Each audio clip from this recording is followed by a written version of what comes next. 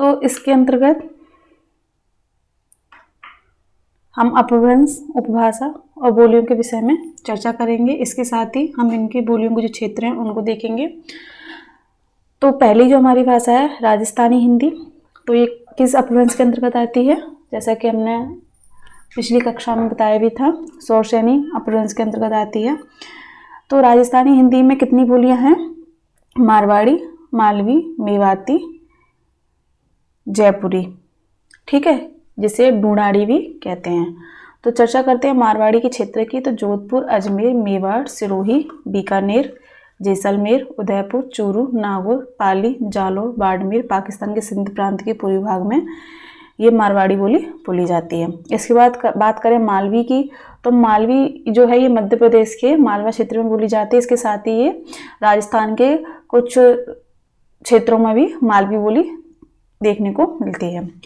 तो इसका जो क्षेत्र है उज्जैन, इंदौर, देवास, रतलाम, भोपाल, होशंगाबाद, प्रतापगढ़ आदि क्षेत्रों में मालवी बोली का प्रभाव देखने को मिलता है। अब बात करते हैं मेवाती की, तो मेवाती के अंतर्गत अलवर, गुड़गांव, भरतपुर क्षेत्र देखने को मिलता है जहाँ पर मेवाती बोली बोली जाती है। जयपुरी और ढूंढाड़ी, इस जयपुरी ढूंढाड़ी के अंतर्गत कहाँ बोली जाती है ये? जयपुरी और ढूंढाड़ी बोली हाड़ौती, कोटा, बूंदी, झालावाड़ आदि क्षेत्रों में जयपुरी और ढूंढाड़ी बोली बोली जाती है। अब बात करते हैं पहाड़ी हिंदी की, तो पहाड़ी हिंदी की जो बोलियां हैं वो कितनी बोलियां हैं? इसकी 2 बोलियां आती हैं, जिसमें पहली कौन सी हमारी कुमायूनी, तो ये इसका कौन सा क्षेत्र है? नैनीताल, अल्मोड़ा और पिथौरागढ़, ये कुमायूनी बोली का क्षेत्र है। उसके बाद बात करते हैं गढ़वाली की, तो इसका जो क्षेत्र है गढ़वाल, टिहरी, चमोली, उत्तरकाशी के आसपास के क्षेत्र में गढ़वाली बोली बोली जाती है। हम बात करते हैं पश्चिमी हिंदी की, जो किसके अंतर्गत आती है? पश्चिमी हिंदी भी शौरसेनी के अपभ्रंश के अंतर्गत आती है। तो अब पश्चिमी हिंदी की जो विशेषता है इसमें क्या है? ब्रजभाषा, कन्नौजी और बुंदेली, ये क्या है? औकार बहुलता वाली बोलियां हैं, जिसमें औकारांत का प्रयोग अधिक होता है, ठीक है। तो सबसे पहले देखते हैं ब्रजभाषा। तो ब्रजभाषा किन किन क्षेत्रों में बोली जाती है? ये उत्तर प्रदेश, मध्य प्रदेश और राजस्थान, इन क्षेत्रों में देखने को मिलती है। तो उत्तर प्रदेश के अंतर्गत ब्रजभाषा कहाँ कहाँ बोली जाती है? ये मथुरा, आगरा, अलीगढ़, मैनपुरी, एटा, बदायूं, बरेली। मध्य प्रदेश में देखें तो ग्वालियर का पश्चिमी भाग, जो ग्वालियर रीजन है उसमें ये बोली देखने को मिलती है। इसके साथ ही ये मुरैना, भिंड में भी देखने को मिल जाती है। बात करते हैं राजस्थान की, तो राजस्थान में भरतपुर, करौली, धौलपुर, जयपुर का पूर्वी भाग में ब्रजभाषा बोली देखने को मिलती है, ठीक है। हम बात करते हैं कन्नौजी, तो कन्नौजी भाषा किस क्षेत्र में बोली जाती है? तो ये फर्रुखाबाद, कानपुर, हरदोई, पीलीभीत, इटावा, शाहजहाँपुर, ठीक है, ये यहाँ पर बोली जाती है। बुंदेली, तो बुंदेली कहाँ पर बोली जाती है? बुंदेली बुंदेलखंड रीजन, मध्य प्रदेश के बुंदेलखंड रीजन में ये बोली जाती है। कहाँ कहाँ बोली जाती है ये? झांसी, जालौन, बांदा, हमीरपुर, सागर, छतरपुर, भोपाल और सिडनी में बुंदेली भाषा देखने को मिलती है। तो ब्रजभाषा, कन्नौजी और बुंदेली ये ओकारांत बहुलता वाली बोलियां हैं। अब हम आते हैं अकारांत, जिसमें आ का उच्चारण अधिक होता है। तो इसके अंतर्गत कौरवी या खड़ी बोली, हरियाणवी और तीसरी आती है हमारी दक्कनी। तो कौरवी और खड़ी बोली कहाँ बोली जाती है? रामपुर, मुरादाबाद, बिजनौर, मेरठ, सहारनपुर, देहरादून, मुजफ्फरनगर, ठीक है। हरियाणवी कहाँ बोली जाती है? दिल्ली, कुरुक्षेत्र, करनाल, जिंद, हिसार, रोहतक, नावा, पटियाला। इसके साथ ही देखते हैं दक्कनी, ये अहमदनगर, बीजापुर, ये दक्षिणी भारत में देखने को मिलता है। गोलकुंडा, बीदर, वरार, मुंबई आदि में दक्कनी हिंदी देखने को मिलती है। हम बात करते हैं अवधी भाषा की, ठीक है। तो ये कौन से अपभ्रंश से आई है? अर्धमागधी अपभ्रंश से, ठीक है। ये किसके अंतर्गत आती है? हमारी पूर्वी हिंदी के अंतर्गत। तो अब तक हमने क्या क्या पढ़ा है? तो अब तक हमने पढ़ी राजस्थानी, पहाड़ी, पश्चिमी हिंदी, आप पढ़ते हैं पूर्वी हिंदी। तो पूर्वी हिंदी के अंतर्गत अवधी, बघेली, छत्तीसगढ़ी बोली जाती हैं। तो हम देखते हैं अवधी के क्षेत्र को। तो इसमें अवधि का जो क्षेत्र है अयोध्या, लखनऊ, सीतापुर, गोंडा, लखीमपुर खीरी, बहराइच, उन्नाव, फैजापुर, सुल्तानपुर, रायबरेली, इलाहाबाद, जौनपुर, मिर्जापुर, प्रतापगढ़ और बाराबंकी। ठीक है, यहाँ पर क्या बोली जाती है? अवधी बोली बोली जाती है। अब बात करते हैं बघेली की। तो बघेली मध्य प्रदेश और उत्तर प्रदेश, मध्य प्रदेश और उत्तर प्रदेश दोनों में बोली जाती है। तो मध्य प्रदेश में बघेलखंड का जो क्षेत्र है, तो ठीक है, उसमें ये बघेली बोली बोली जाती है। तो इसके अंतर्गत दमोह, जबलपुर, रीवा, मंडला, बालाघाट आदि क्षेत्रों में हम बघेली बोली का प्रभाव देखने को मिलता है। बात करते हैं उत्तर प्रदेश की। तो बांदा, फतेहपुर, हमीरपुर, इसमें भी क्या है? बघेली बोली बोली जाती है। हम बात करते हैं छत्तीसगढ़ी की। तो छत्तीसगढ़ी ये कहाँ बोली जाती है? सरगुजा, बिलासपुर, रायपुर, दुर्ग, नंदगांव, कांकेर, रायपुर, खैरागढ़, कोरिया। ठीक है, तो छत्तीसगढ़ी का जो भाषा है वो मध्य प्रदेश के भी कुछ क्षेत्रों में देखने को मिलती है। हम बात करते हैं बिहारी हिंदी की, जो किसके अंतर्गत आती है? अपभ्रंश के मागधी अपभ्रंश के अंतर्गत। ठीक है, तो बिहारी हिंदी को यहाँ पे 3 भागों में बांटा गया है। कितने भागों में बांटा गया है? 3 भागों में बांटा गया है।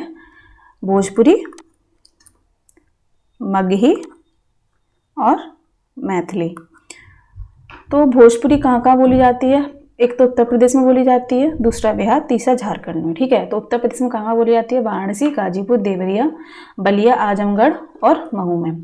चंदौली, महाराजगंज, सोनभद्र, कुशीनगर, मिर्जापुर, बस्ती, जौनपुर में भोजपुरी बोली बोली जाती है। अब बात करते हैं बिहार की। तो बिहार में छपरा, सिवान, गोपालगंज, भोजपुर, भभुआ, रोहतास, मोतिहारी, पूर्वी चंपारण और पश्चिमी चंपारण में इस बोली का प्रभाव देखने को मिलता है।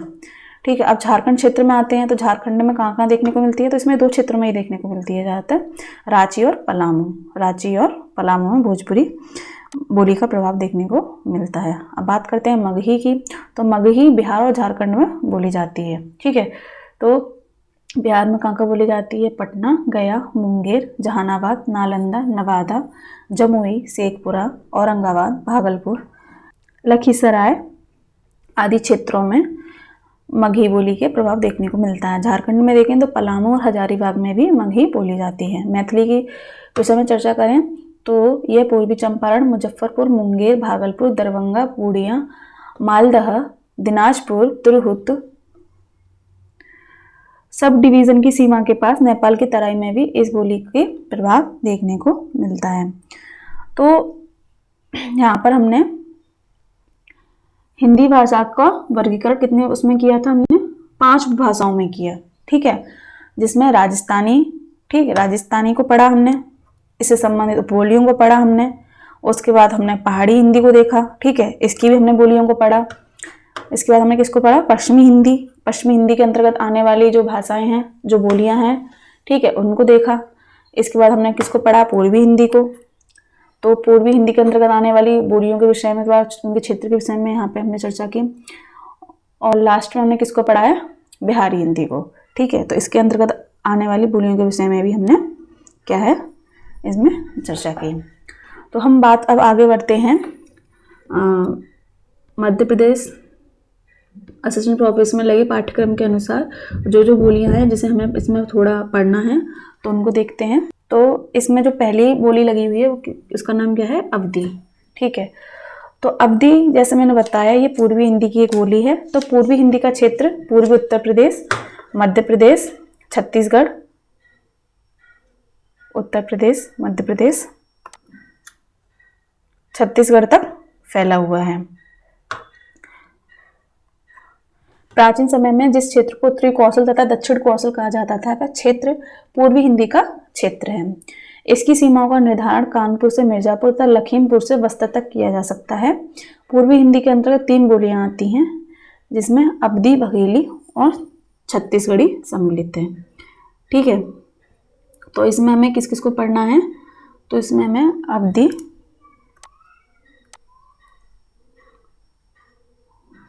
बघेली को पाठ्यक्रम की दृष्टि से पढ़ना है। तो बात करते हैं अवधी की। तो अवधी अवध क्षेत्र में बोली जाती है। अवध अयोध्या का तद्भव रूप है। इस बोली के लिए कौशली, बैसवाड़ी शब्दों का भी प्रयोग होता है, या ये कहें कि अवधी को कौशली या बैसवाड़ी बोली भी कहा जाता है। प्राकृत, पेंगलम में पुरानी अवधि के रूप मिलते हैं या कुछ अंश मिलते हैं। बैसवाड़ी, मिर्जापुर तथा भगोनी डॉक्टर भुलाए तिवारी के अनुसार अवधि की प्रमुख क्या है, ये उपबोलियां हैं। अगर पूछा जाए कि अवधि की जो उपबोलियां हैं वो बताइए, तो कौन कौन है, बैसवाड़ी, मिर्जापुरी तथा भगोनी। अब हम बात करते हैं Fiji, Trinidad, Guana, Mauritius, Dubai आदि देशों में कुछ लोग अवधि में बातचीत भी करते हैं, यानी कि जो अवधि हमारी बोली है उसका प्रभाव इन देशों में भी देखने को मिलता है। अवधि के विकास को देखें तो हम 3 कालों में विभाजित कर सकते हैं। तो पहला जो काल है वो कौन सा है, आदिकाल। कब से कब तक का है, ये प्रारंभ से लेकर 1400 ईस्वी तक। ठीक है। अब बात करें मध्यकाल की, तो ये कब से कब तक का है, 1400 से लेकर 1700 ईस्वी तक हमारा मध्यकाल चलता है, किसमें, अवधि में। अब हम आधुनिक काल की देखें तो 1700 से लेकर अब तक के अब भी लोक साहित्य के रूप में अवधि में रचनाएं की जा रही हैं। हम बात करते हैं दूसरी हमारी जो बोली है पाठ्यक्रम में लगी हुई है, जिसका नाम क्या है, बघेली। ठीक है। तो बघेली कहाँ बोली जाती है, ये मध्य प्रदेश के बघेलखंड में बोली जाती है। इसके साथ साथ ये उत्तर प्रदेश के कुछ क्षेत्रों में भी देखने को मिलती है, जैसा कि मैंने ऊपर पढ़ा है। तो इसके अंतर्गत देखते हैं, रीवा के आसपास का क्षेत्र बघेल राजपूतों के वर्चस्व के कारण बघेलखंड कहलाया। यहाँ पर बोली जाने वाली बघेली बोली को बघेलखंडी या बघेली बोली कहते हैं। ठीक है। तो इसके अंतर्गत भी कुछ उपबोलियां हैं, जिसमें जुडार, गहोरा, त्रिहारी, बघेली। ठीक है। ये किसकी उपबोलियां हैं, बघेली की। बाबूराम सक्सेना बघेली को अवधि की ही एक उपबोली मानते हैं। अवधि और बघेली में बहुत सी समानताएं देखने को मिलती हैं, इसी कारण कुछ विद्वान इन्हें एक दूसरे का अंश भी समझते हैं। ठीक है। अब हम बात करते हैं जो हमारे पाठ्यक्रम में दूसरी बोली भी लगी है, जिसमें आती है हमारी ब्रजभाषा। तो ब्रजभाषा हमारी किस उपभाषा की बोली है, किसकी है ये, पश्चिमी हिंदी की। और पश्चिमी हिंदी कौन से अपभ्रंश से निकली थी, ये पश्चिमी हिंदी है वो किससे निकली है, हमारे शौरसेनी अपभ्रंश से। ठीक है। तो पश्चिमी हिंदी भाषा का सबसे बड़ा उपवर्ग है, जिसका क्षेत्र अंबाला से कानपुर तथा देहरादून से महाराष्ट्र के आरंभ तक विकसित है। इसकी बोलियां क्या है, निम्नलिखित हैं। तो देखते हैं ब्रजभाषा को हम। तो जैसे ब्रज का होता है पशुओं या गायों का समूह या चारागाह। पशुपालन की अधिकता के कारण यह क्षेत्र ब्रज कहलाया। इसकी जो बोली है उसे क्या कहते हैं, ब्रज। ठीक है। तो ब्रज या ब्रजी एक बोली होने पर भी मध्य युग में हिंदी प्रदेश से बाहर पंजाब, गुजरात, महाराष्ट्र आदि क्षेत्रों में इसका प्रयोग हुआ है और साहित्य रचा गया है। ठीक है। तो जैसा कि मैंने बताया कि ब्रजभाषा उत्तर प्रदेश, मध्य प्रदेश, राजस्थान और महाराष्ट्र में भी देखने को मिलती है। तो हम बात करते हैं यहाँ पे मध्य प्रदेश की और उत्तर प्रदेश की। ठीक है। तो मध्य प्रदेश का जो ग्वालियर रीजन है, तो ग्वालियर रीजन में भिंड, मुरैना, ग्वालियर के आसपास का क्षेत्र और शिवपुरी में भी ये भाषा देखने को मिल जाती है। श्योपुर है, मुरैना है, भिंड है, वहाँ पे भी क्या है, ब्रजभाषा देखने को मिल जाती है। इसके साथ उत्तर प्रदेश का में तो मथुरा, आगरा, अलीगढ़, मैनपुरी, एटा में ब्रजभाषा देखने को मिलती है। हम बात करें इस बोली का आरंभिक रूप आदिकालीन साहित्य में पिंगल तथा मध्यकाल में भाका नाम से मिलता है। जो ब्रजभाषा थी आदिकाल में इसे क्या कहा जाता था, पिंगल कहा जाता था, और मध्यकाल में इसे भाका नाम दिया गया। भूक्सा, अंतर्वेदी, भरतपुरी, डांगी, माथुरी आदि ब्रजभाषा की प्रमुख उपबोलियां। अगर उपबोलियां पूछी जाएं तो इसमें भूक्सा,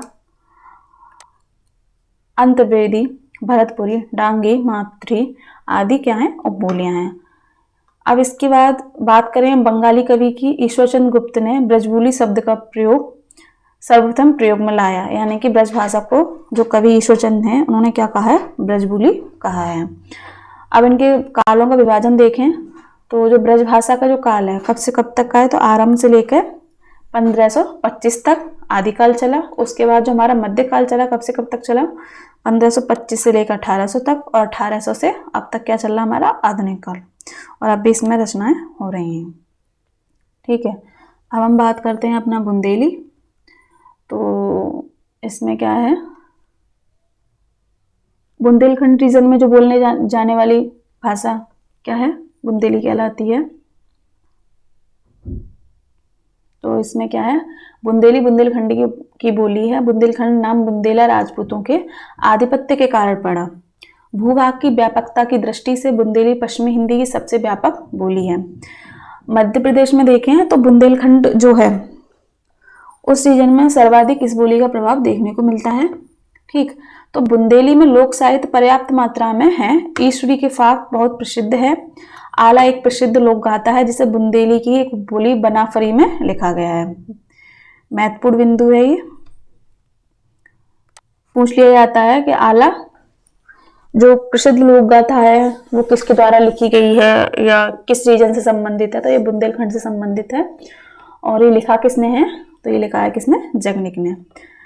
धीरेन्द्र वर्मा मानते हैं कि बुंदेली कन्नौजी के समान ही ब्रज की एक उपबोली है। ठीक है, हर विद्वान का अपना मत रहता है, उसी प्रकार धीरेन्द्र वर्मा ने भी बुंदेली को क्या माना है, कन्नौज की समान ब्रज की एक उपबोली माना है।